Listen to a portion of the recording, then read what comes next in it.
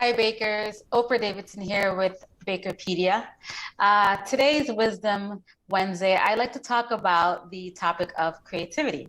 So, one of the reasons why I entered into the bacon industry, probably the main reason why I entered into the bacon industry was for the ability to be creative, to express my creative side. So, from a very, very young age, I was very much into the arts. And when I discovered baking and pastry arts, I immediately decided that, okay, this is what I want to do for a living. And this was a great way for me to express my creativity as well as being able to bring joy to other people. But, obviously, once you work in the industry and you've been in it for a while and you're doing the day-to-day hustle and bustle and, pushing out, products day in and day out, that creative side tends to get a little bit stifled because you have to, you're worrying more about operating the business than you are about, creating new menu ideas and things like that. But it's actually one of the things that I really, really enjoy. Menu creation is something that I would consider is a skill of mine and something that has helped to advance my career. And so one of the things that people ask me, people who aren't in the industry, they often ask, well, how do you come up with new ideas for recipes or new ideas for menus and things like that, or dessert or whatever the case may be? Where do you get your creativity from? And I think a lot of artists will get this question because those who aren't in it, they might find it a bit daunting or just hard to grasp. But I would say that, like anything, you get inspiration from what's around you, right? And so I want to share with you guys kind of my recent trip to the UK and how it's inspired me. There's lots of cool recipes and ideas floating in my head now that I want to work on in the future. But I would say traveling is one of the biggest things that has really helped me in my career and just helped me develop my palate. New ideas for things to add on the menu, seeing how other people eat, how other cultures they kind of formulate different things. And so, yeah, traveling is definitely one thing. And I've been very fortunate to be able to travel quite a bit throughout my career because of the different jobs that I've had. And so this past fall, I actually had the opportunity to go to York, England, in the UK. And so York is a little town about 2 hours north of London. And I was stationed there for 2 months for training purposes because of my current job, which is at SciBake USA.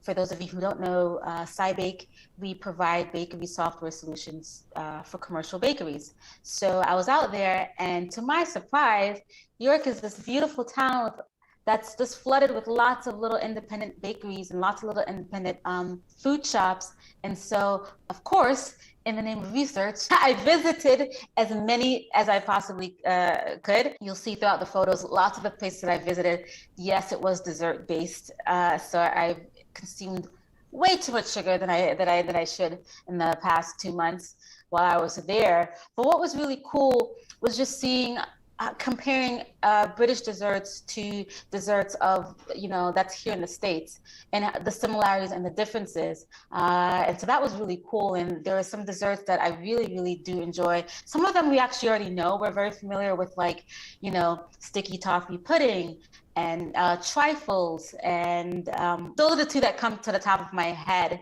at the moment. But there were a few others that I was like, oh, okay, yeah, I'm actually quite familiar with this. But then there were those that I wasn't familiar with such as Parkins, which they have very, sorry for any viewers who are from England, but you guys have very funny names, I must say, for desserts. But there's one called Parkins that I actually really liked. It's an oat-based dessert and lots of ginger in there as well.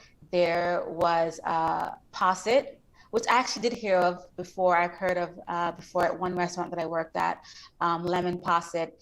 And essentially, it's a cream-based dessert, but they use citrus to thicken the cream. So there's no gelling agents such as like gelatin or agar agar or anything like that, or cornstarch.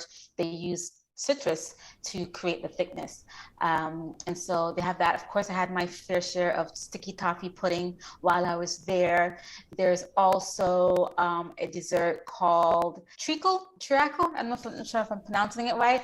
That's one of the desserts that I've heard of here, but never actually tried. And so I got to try it there, which they use golden syrup or treacle syrup. So I guess you would say it's similar to our corn syrup or, a mixture of corn syrup or molasses. So that was really interesting to try as well.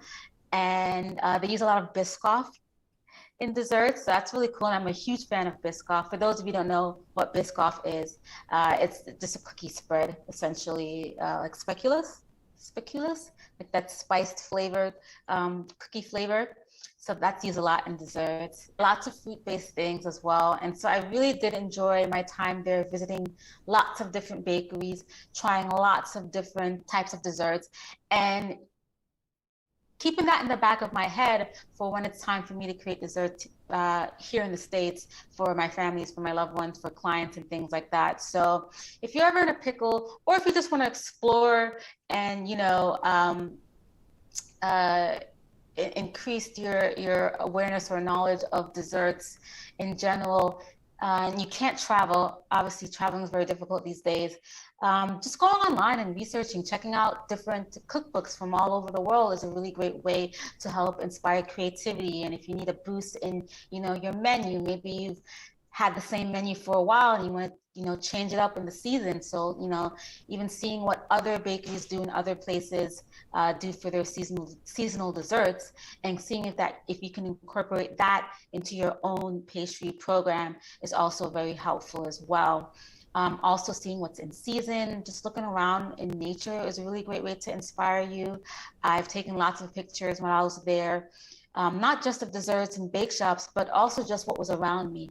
Because I know as I look back through old photos, sometimes that sparks a new idea or a new concept that I can use in my career as well.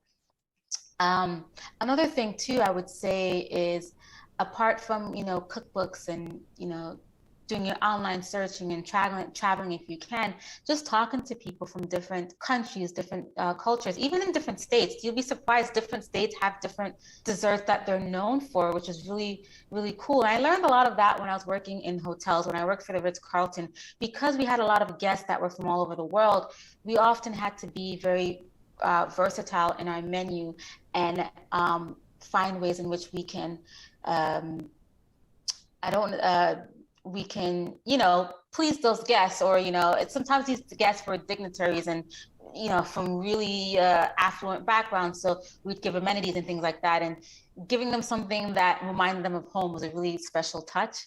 So that's also really cool. Just talking to people from different cultures and different places is also a really great way to increase or, help to keep those creative juices flowing. Because like I mentioned before, when you're working in the kitchen day in and day out, doing the same thing over and over, it's very easy to kind of forget the reason why you did it, you started it in the first place, but also you get so used to the muscle memory, right, and the everyday mundane, that sometimes those creative juices tend to get a little bit stale.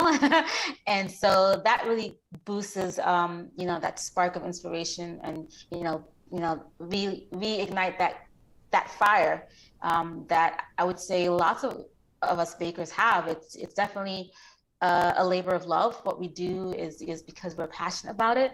It's not because of the money, but it's because it's something that you really truly love to do. And sometimes we have to rekindle that passion, that fire, that love ever so often. So I hope you enjoy the photos that I share, the videos that I share. There's almost too many that I could have shared. Next time I will try to do more in my next adventures. We'll see where else I go next. And so, yeah, to learn more about Bakerpedia, please feel free to check out our website, bakerpedia.com. Also, check out all of our other videos, our Wisdom Wednesday videos as well. And until next time, happy baking. Oh, and if you're interested, go ahead and share some of your places you've visited and bakeries that have inspired you in your career. Ciao.